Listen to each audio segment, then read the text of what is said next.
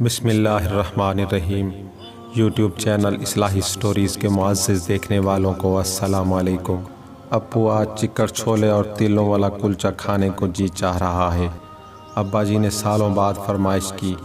ابا مجھے پیار سے ابو کہتے ہیں۔ میری خوشی کی انتہا نہ رہی۔ فجر کی نماز ادا کی، چوگر پہنے، مارننگ واک کے بعد چکر چنے والے کے اڈے پر جا دھمکا۔ ابھی وہ اپنی ریڑھی سجا رہا تھا۔ میں نے چنے پیک کرنے کو کہا۔ وہ بولا باؤ جی اتنی صبح چنے 7 بجے سے پہلے نہیں ملیں گے۔ میں گاڑی میں بیٹھ گیا اور بے قراری سے چنوں کا انتظار کرنے لگا۔ چنے والے سے ہر 2 منٹ بعد دریافت کرتا بھائی اور کتنا انتظار کرنا پڑے گا۔ وہ بس تھوڑی دیر باؤ جی کہہ کر تسلی دے دیتا۔ میری بے قراری بڑھتی جا رہی تھی۔ بار بار موبائل پر وقت دیکھتا رہا۔ چنے والا مجھے نوٹ کر رہا تھا۔ میرے پاس آیا اور بولا باؤ جی آپ پہلے بھی چنے لے جاتے ہو، پر اتنی سویرے اور اتنی بے قراری پہلے نہیں دیکھی۔ خیر تو ہے؟ میں تو جیسے سوال کا منتظر تھا۔ میں نے سر اٹھا کر فخر سے کہا بھائی آج میرے مرشد نے چکر چنوں کی فرمائش کی ہے، میں ان کا حکم جلد از جلد بجا لانا چاہتا ہوں۔ وہ بولا مرشد مطلب آپ کے پیر؟ میں نے کہا ہاں میرے والد بزرگوار۔ وہ جھلا کر بولا کبھی مرشد کہتے ہو کبھی والد، چکر کیا ہے؟ میں نے بتایا میرا باپ ہی میرا مرشد ہے۔ وہ بولا اچھا تو آپ کے والد کی گدی ہے؟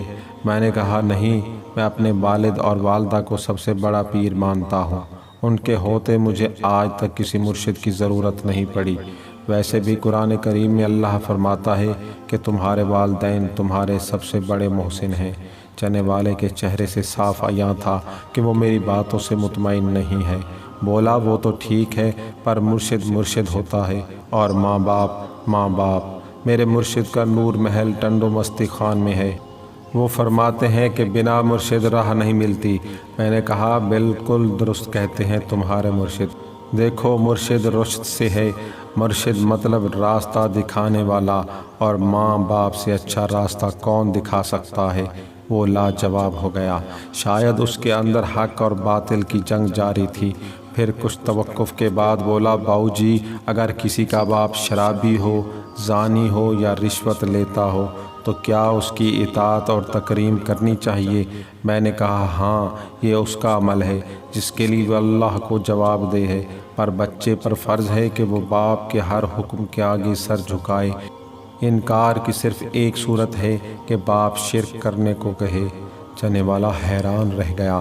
بولا میرا باپ گاؤں میں بھٹی کی بنی کچی شراب پیتا ہے، گالم گلوچ کرتا ہے، تو کیا مجھ پر اس کی فرما برداری فرض ہے؟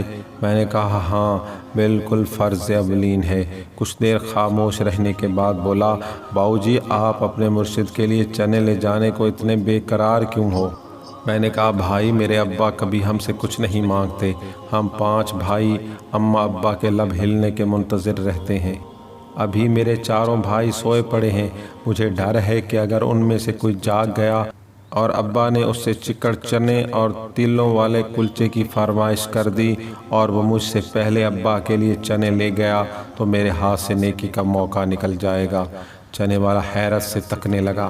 بولا باؤ جی آپ ایسا سوچتے ہو؟ میں نے کہا سوچتے نہیں بلکہ ہم 5 بھائی طاق میں رہتے ہیں کہ والدین کوئی بات منہ سے نکالیں اور ہم ایک دوسرے پر سبقت لے جائیں۔ ہم تو تاڑ میں رہتے ہیں۔ چنے والے کی آنکھوں سے آنسو رواں تھے۔ اسی اثنا میں ایک رکشہ آ کر رکا۔ چنے والے نے رکشے میں سے ایک بڑا پتیلا 24 باٹے میں انڈیلا اور مجھے چنے پیک کر کے دیے۔ میں پیسے ادا کر کے گاڑی کی طرف لپکا۔ چنے والا میرے پیچھے بھاگا، قریب آ کر پوچھا باؤ جی اے بھی باپ کو مرشد کیسے مان لوں؟ میں نے کہا نہ مانو مرشد، پر اس کی فرما برداری تو کرو۔ میں اس کا مسئلہ جان چکا تھا۔ میں نے کہا سوچو بھائی اگر اللہ کو عیبی اور نیک والدین میں فرق کرنا ہوتا تو وہ دونوں اقسام کے والدین کے لیے الگ الگ احکامات جاری کرتا۔